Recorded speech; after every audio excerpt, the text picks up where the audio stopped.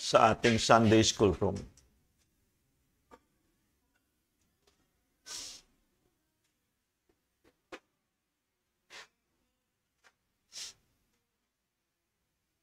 Okay.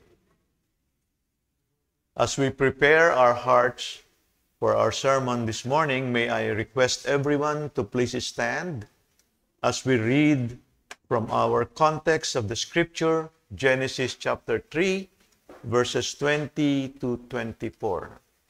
Genesis chapter 3, verses 20 to 24. Shall we begin?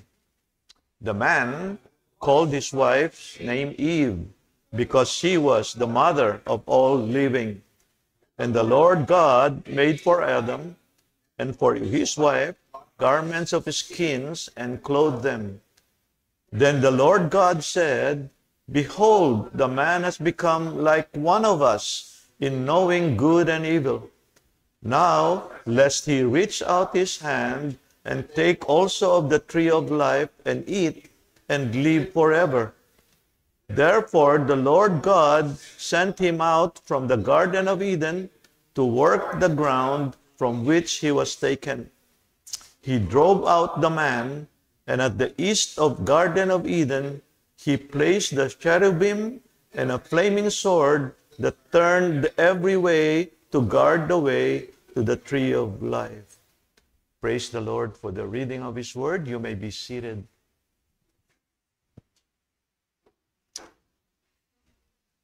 Dumating na po tayo mga kapatid sa pinakahuling 5 verses ng Genesis chapter 3, a very important chapter in Genesis. Ano po? Let's not forget that Genesis is the book of beginnings. It is the inerrant, divinely authored historical records of beginnings. And particularly, chapters 1 to 11, we see here the history written by God through Moses to explain to us why the world is the way it is physically, socially, morally, and spiritually. Everything that we need to know about the origins is found in these first 11 chapters of Genesis. At ngayon nga po, nandun na po tayo, natapos na natin yung 2 chapters which deals with the world the way it is physically. Ibig sabihin, the material world. And there's more to that when we go to the account of the Great Flood, which dramatically altered the way the earth itself is formed. Okay? But from dealing with the way things physically in chapters 1 and 2, God, through Moses, goes on to record the way things are in the material world in chapter 3. The first 2 chapters deals with us, and it tells us the creation of the universe in 6 days, literal 6 days, and constitute the history of the material creation. Now, chapter 3 tells us accurately about the problem of sin which affects man morally and spiritually. And I personally find it amazing, mga kapatid, kung hindi pa ninyo napapansin, that we have been studying Genesis 3 for 3 months now. Chapter 3 pa lang, 3 months na. We began preaching Genesis in June, and we are just finishing chapter 3 after 6 months.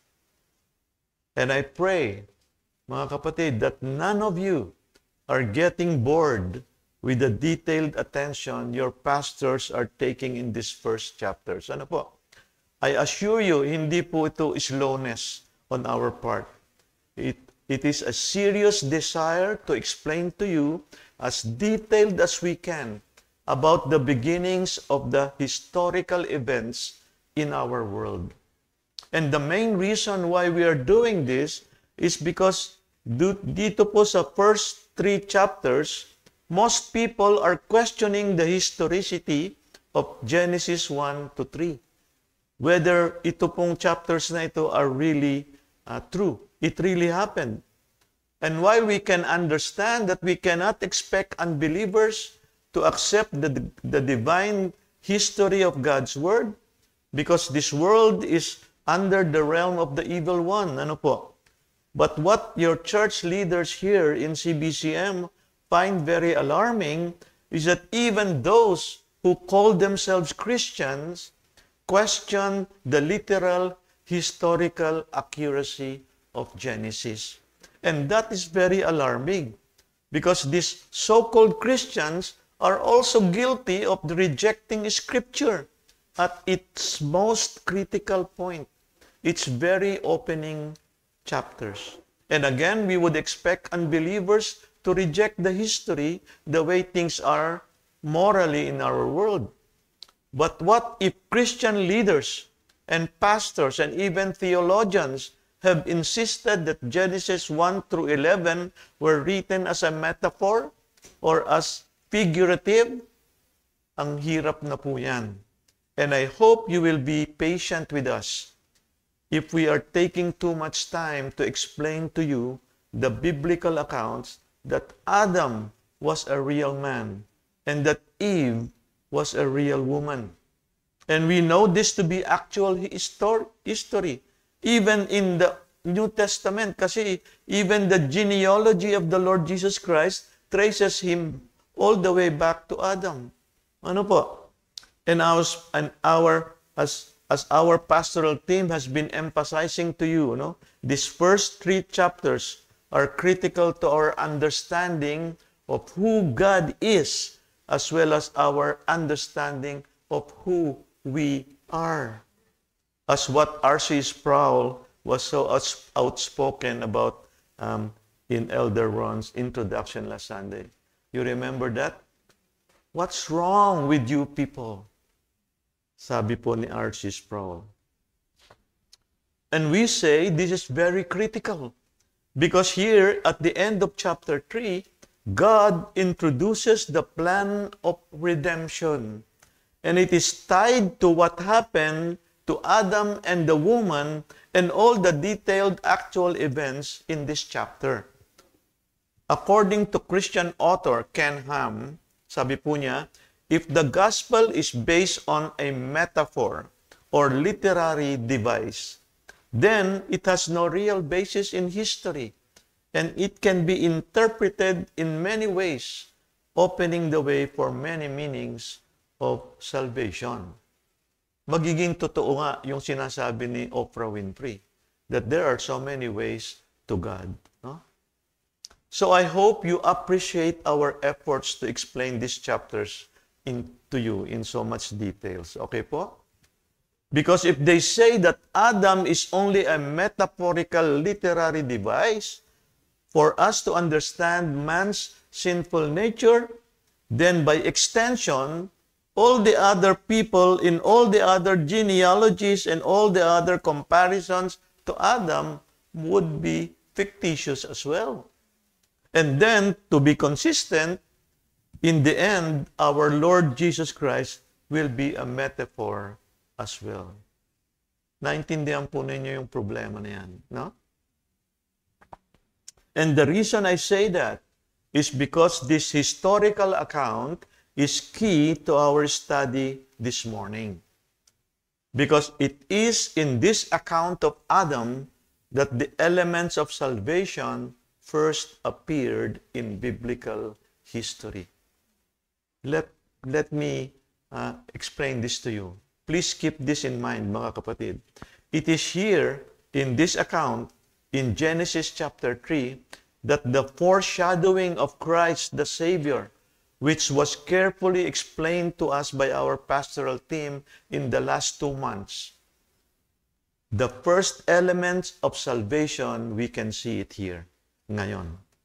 What you have here is an amazing section in the introduction pa lang po of salvation. If we look more keenly, kung babasahin natin yung text na ito, which is literally full of meaning, here is the first gospel, the proto-evangelium. Here is the unfolding of the plan of salvation and the plan of redemption. And how amazing is that? How amazing is that? Hindi po ba? with the very few words, God has said all that needs to be said about the reality of salvation. We see here the necessary components of salvation. As John MacArthur quoted in one of his sermons, ang theology of redemption from man's side and God's side. Nandito po yan. Okay? Here in the 5 verses we just read, we are introduced to faith and repentance on the side of man, and to atonement and grace on the side of God. You see that? And that essentially sums up salvation. Man believes with a repentant heart, and God provides atonement and grace to the unbelieving sinners for eternity. That is the summary of the redemptive plan. So, what is required of the man or the woman is to repent and believe. What is required of God is to provide atonement and grace to secure the sinners. And it's all there. The salvation of sinners, the deliverance, their rescue from sin has always been by faith and repentance through the atonement and the grace of God to secure us unto eternal life. So in essence po, ay yung 3 linggo ay nandyan na. Pwede na po tayong hindi na natin tunguhin yung 5 verses kasi nandyan na po yung account of salvation. Pero kung tutuusin lang yan. Pero hindi po namin kayo tatantanan. Okay? As I mentioned earlier, hindi po namin iiwanan kayo ng hindi ito ini-explain na mabuti. No? And so, for the purpose of our study, i-split pa po natin ng 3 linggo yung verses 20 to 24. 3 parts to explain to you in more detail God's promise of redemption. Okay? Today, we are looking at God's salvation by faith alone from Genesis chapter 3, verse 20. And then next Sunday, we will look at verse 21, God's salvation through atonement. And on November 23, God willing, God's salvation through His grace from sin's ultimate penalty. Verses 22 to 24. Okay? So let's begin with God's promise in verse 20. It says, the man called his wife's name Eve because she was the mother of all living. Medyo mapapaisip po tayo. Ano po? Genesis 3:20 seems to have no connection at all with what was said before. Parang hiwalay po yata itong verse na ito. We think that this verse has no relationship to the previous verses in Genesis 3. Kasi yung Genesis 3, ayan na. And DRRMC na po yan. So, wala po muna tayong basic discipleship, no? Pero si Jonas po naka-standby. And so we may think, mga kapatid, itong verse na ito, walang connection dun sa mga previous verses in chapter 3. Ang dinidil po kasi ng chapter 3, God's judgment on the woman and Adam for their sin of eating the forbidden fruit. But we will soon find out, ito pong verse na ito, it follows nicely, very nicely with all those verses. I fully believe that. Okay? Because our God is the God of order. Okay? I testify to you that if we simply re-examine the text more clearly, the man called his wife's name Eve because she was the mother of all living. This verse is right where God wanted it to be. And it is here for a purpose, and let me explain this to you. And the place to begin in attempting to understand this verse is with the fact that, tandaan natin, Eve was Adam's name for his wife. It is not God's name for Adam's wife. Okay? The first point, God called man and woman Adam. Yan po ang tawag ng Diyos sa man and woman. We are so used to speaking of Adam and Eve that we generally fail to notice that not once in the story of the creation and the fall, chapter 1, chapter 2, chapter 3, up to this point, has Adam's wife been called Eve. First time. Okay? Ano po ang itinawag sa kanya ng Panginoon, ng ating Diyos? She was called a female in chapter 1, verse 27. She is called a helper suitable for Adam in chapter 2, verse 18. She is called a woman in chapter 2, verse 22 and 23. She is called wife in chapter 2, verse 24, 25, chapter 3, verse 8. But all those names are descriptive of generic terms. No? They are not really the names of the woman. We do not find the name Eve until here, in verse 20. This does not mean that God did not name the woman. He did. But the name of God gave her is not found in these chapters. It is found in chapter 5. Siguro, next year na po natin pag-aaralan yan. Ano po? In chapter 5, verses 1 and 2, we read, "This is the book of the generations of Adam. When God created man, He made him in the likeness of God. Male and female, He created them, and He blessed them and named them man when they were created." Genesis chapter 5, verse 1 and 2. Or in Hebrew, ang ibig sabihin po nung man, Adam. Okay? Yan po ang ibig sabihin ng man sa Hebrew. So, in other words, the name that God gave the woman was man or Adam, which was the name of the husband. Right? And we find this interesting that when a woman marries her husband, she changes her name and carries her husband's family name. Right? When she does that, she is going back to the original name that God gave to her. Adam, the name of her husband. Naintindihan po ba ninyo yun? The next point is that Adam called the woman Eve. God called the woman Adam, but that immediately raises a question. If God called the woman Adam, why did Adam call her name Eve?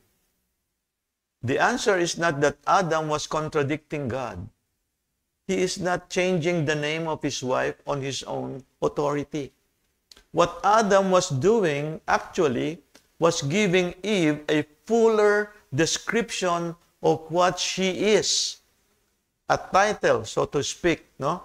For Eve means life in Hebrew again, no? In the sense of being a life giver. The meaning of Eve in Hebrew is a life giver. So we would call her mother. And so the text says, the man called his wife named Eve because she was the mother of all living. And the fascinating thing about this name is that although Adam called his wife named Eve, meaning life giver or mother, Eve was not a mother. Nakita po ninyo, at the time that this is spoken, in fact, if we read the next chapter, chapter 4, verse 1, sa December na po natin siguro yan, but we will discover that she was not even conceived. Hindi pa po siya nabubuntis at all. Her first child was Cain. And we were told not only of the birth, but also of the conception, yung pagbubuntis ni Cain in chapter 4. Sabi doon, now Adam knew Eve, his wife, and she conceived and bore Cain. Genesis chapter 4, verse 1. And so the question, mga kapatid, why did Adam name his wife mother when she was not yet a mother? And in fact, she has not even conceived. She has not even begun to be pregnant. And there is only one answer to that. There is only one answer to that question. It comes from our context. Again, napaka-importante po talaga yung context sa aming pag-aaral ng Bible study. Ano po? 5 verses before this passage, before verse 20, in verse 15, Adam and Eve had heard the judgment of God against Satan, in which God said, can we read it together? I will put enmity between you and the woman, and between your offspring and her offspring. She shall bruise your head, and you shall bruise his heel. 3 Sundays pong pinreach ni Pastor Ian yan. So talagang dapat po'y tatak na po sa atin lahat yan. Ano po?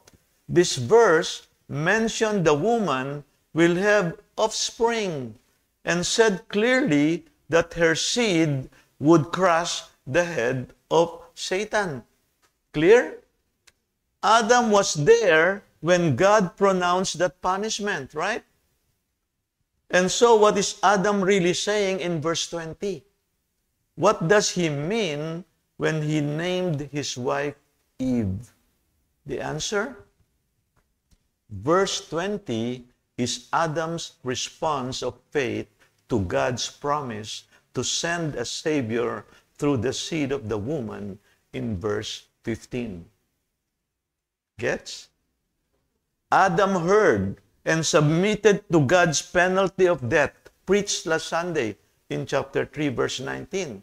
But he also believed God's promise that there will come from the woman who would bruise the serpent's head. And so by faith, Adam named her Eve, the mother of all living. He did that before she had not even been a mother. And even before she even conceived. Right? And that is faith, isn't it? The assurance of things hoped for, the conviction of things not seen. Hebrews 1:1. So brothers and sisters, remember this. And this is our point number 3. God's salvation is now and always by faith in God's promise. Excuse me.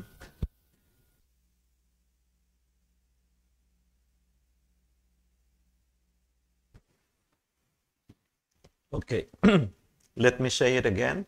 God's salvation is now and always by faith in God's promise. Before Jesus Christ came into the world, a person's faith looked forward to the promised Savior. Amin pong pinag-aralan sa IBS kanina yan. After Christ came and completed His redemption, faith looks back to the Savior who came. Right? So, faith, even in the Old Testament and in the New Testament, God had always granted salvation in response to a person's taking Him at His word. It has never been based on keeping the commandments, no? As many people would say, or in balancing out the person's good works against his sin. Hindi po doon. Adam took God as his word. And at that instant, he was delivered from the ultimate consequence of his sin. Adam put his hope in verse 15 that he won't be eternally separated from God. As we had studied last week from Elder Ron's message, God already pronounced that the punishment for eating the fruit of the tree of the knowledge of good and evil was death. Right? Adam and Eve had seen the curse God against Satan. The curse God put on Satan, appearing to them in the guise of a serpent, no? Nung dumating si Satan sa Garden of Eden, hindi naman siya gumagapang. It was mentioned that he is Nahas or Gesenius, the shining one. He must have been standing very very tall, the most glorious of all the animals in that time. No? Then, in verse 16, Adam and Eve heard God's judgment on Satan. And so this shining animal turned into a snake and slid away into the bushes. They must have seen and been paralyzed with fear. Okay? They had seen the serpent's judgment and they know they are next. Right? Na-judge na yung serpent at sila yung susunod. And all those earlier command of God to be fruitful and multiply and subdue the earth is now going to end by death by this disobedience. Patay na, tapos na. Lahat ng pangako tungkol sa atin, tapos na because of our disobedience. But Adam also took God's word in Genesis chapter 3, verse 15. The fact that Eve would have offspring was key. Since she had not yet given birth, it meant that she would not die physically, at least not immediately. And since she has not yet been conceived, it meant that Adam would not die either immediately. Furthermore, there was this one exceptional nature of the offspring. He would be a deliverer. He would crush the head of Satan. This was their hope. God has said that Eve would give birth to one who would be a deliverer. So when Adam named his wife Eve, the mother, she not even being pregnant at that time, it was an act of faith by which he testified to his belief that God would keep his promise and that the deliverer would come despite the judgment that fell on Adam and Eve. Now, I understand all that could be or will be said about faith is not said here. Not all of them. Not all that could be said about repentance or about regeneration or about being born again is here. But those truths, as I have explained to you, have already been introduced here. This ordo salutes sa ating mga Reformed theologians, no?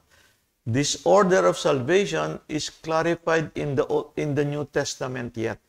But here, very clearly, I think, very early, in the same chapter as the fall and the curse, these necessary elements for redeeming sinners are already present.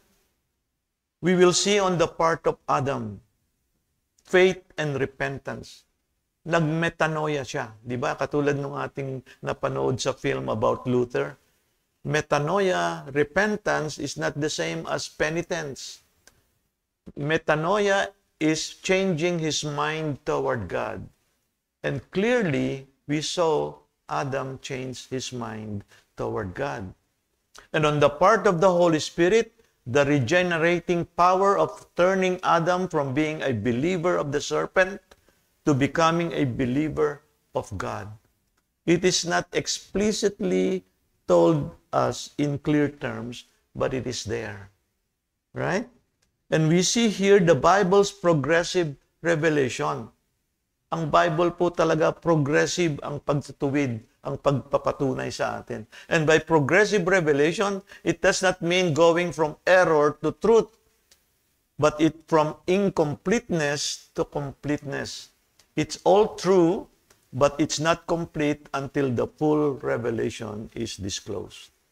And what you have here, here in the first five, in the last 5 verses of chapter 3, is the introduction of the great doctrinal heart of salvation.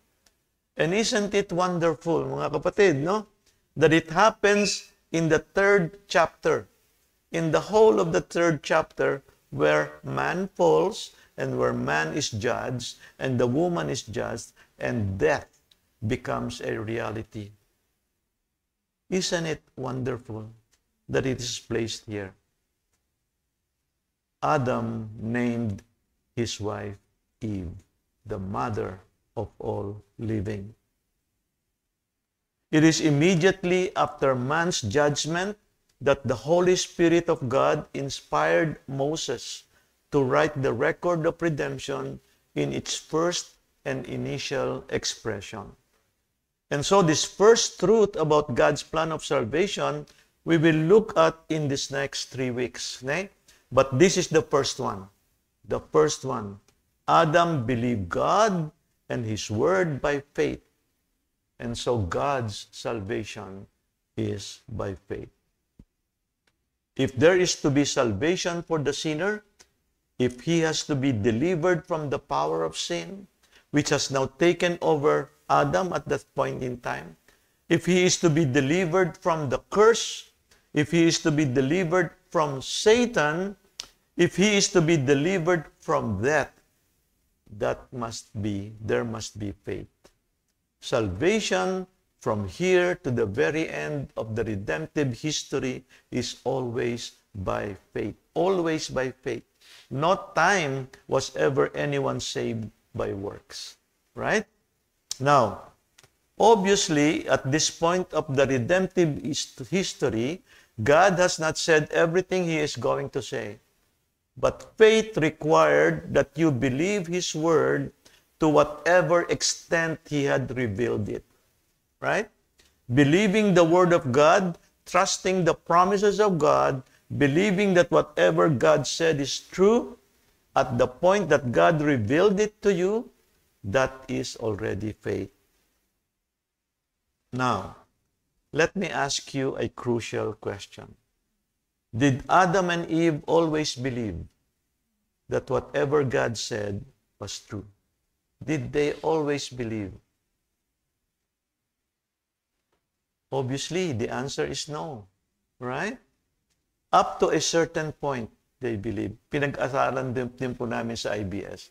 There is a difference between knowing, believing, and the third element is trusting. Okay? Obviously, Adam and Eve believed Satan. They believed the serpent's lie. In effect, is how you could define anyone's unregenerate condition. Yung pabago-bago po ng paniniwala. Kung sino yung huling nagsabi sa'yo, kung convincing yan, doon ka maniniwala. Okay? Yan po yung napag-usapan din namin. Where you are not committed to believing the Word of God. And it's pretty amazing. Ano po?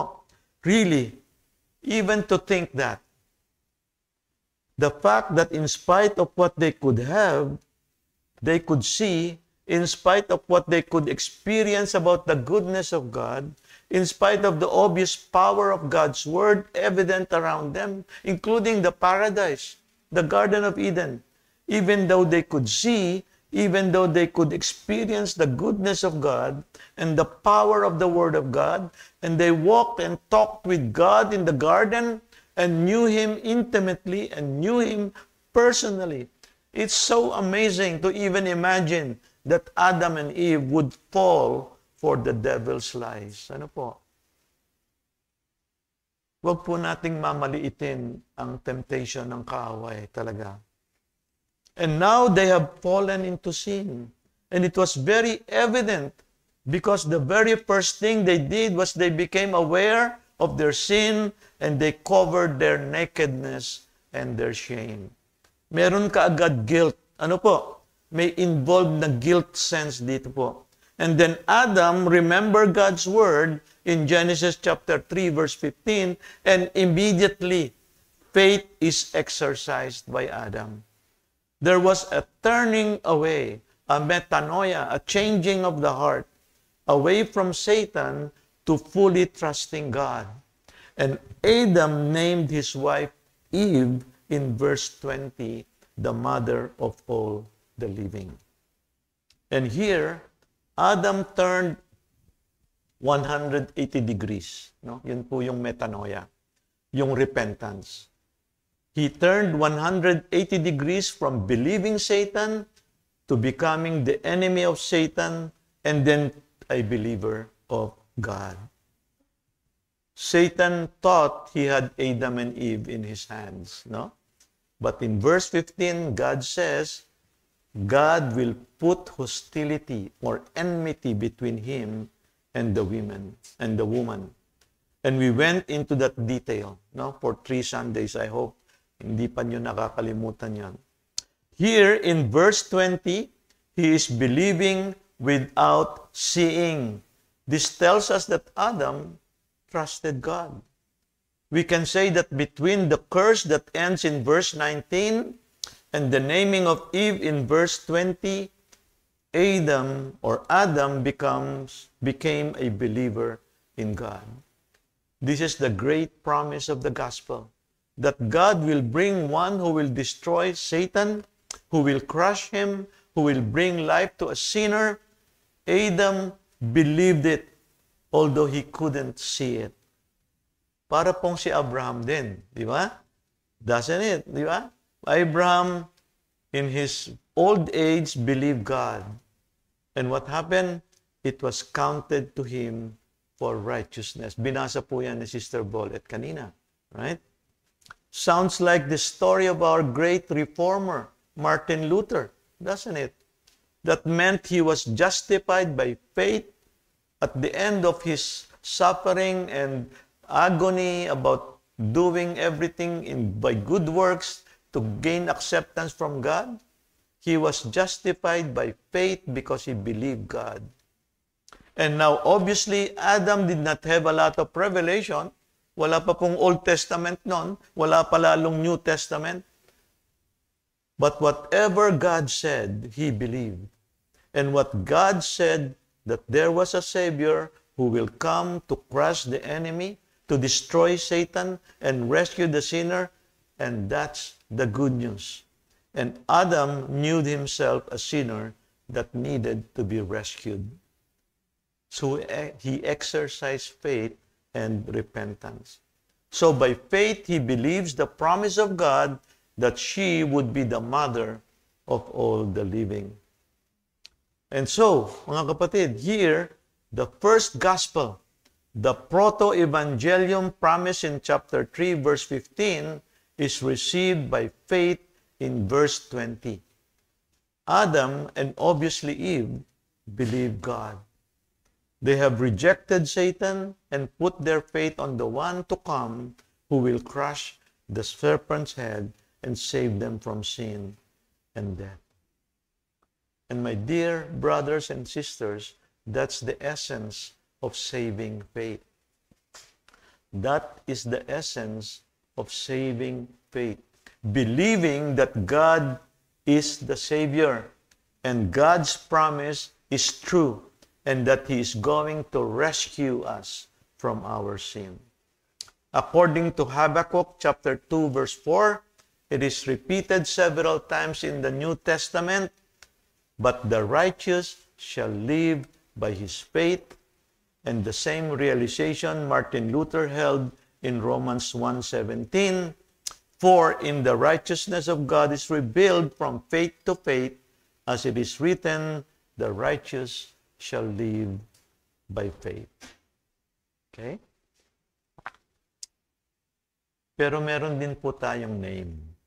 As Adam gave Eve a name, meron din po tayong Adam. Although names today do not have quite the significance for us. No? Hindi na po masyadong ganun importante. But there is one name that does have significance. It is the name that all believers in the Lord Jesus Christ bear. And that is the name Christian. The name Christian. Okay? It is the name that all believers in the Lord Jesus Christ bear. It means Christ one. Yun ang ibig sabihin ng Christian. It is the name Christ one. The reason we have this name is that we have taken it in ourselves at the moment of our surrender to Jesus Christ as Lord and our Savior, the Anointed One, the Messiah, our Deliverer. By taking this name, we are actually saying this: from this time forward, magmula po ngayon, mga kapatid, no? Ina-announce ko po sa inyo, I am no longer my own. But rather, I belong to Him who beloved me and gave Himself for me.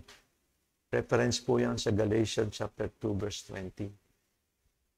Yan po yung ating name. We are called Christians.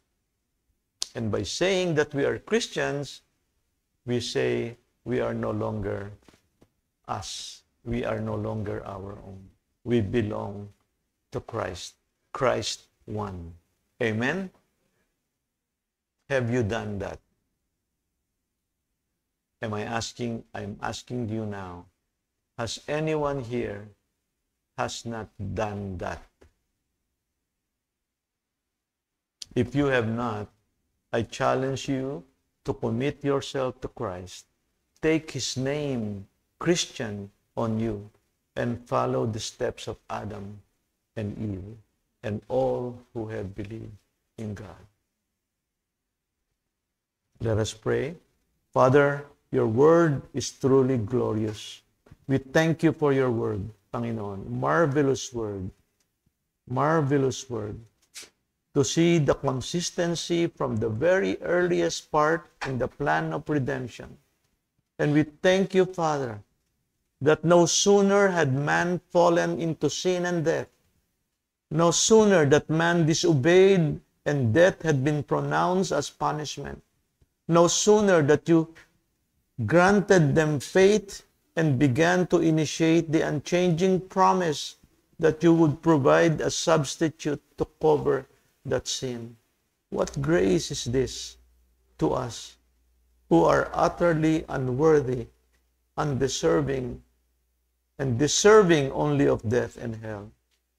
And yet, you took Adam and Eve, who didn't believe you at first, who didn't trust your word, you didn't believe on your goodness, to turn to you, back to you, to have faith, and to take you sincerely at your word, and rescued them because of your great grace, and you have rescued so many since then, including us. And for that, we thank you, and we praise you. And we thank you, Lord, in Jesus' name. Amen.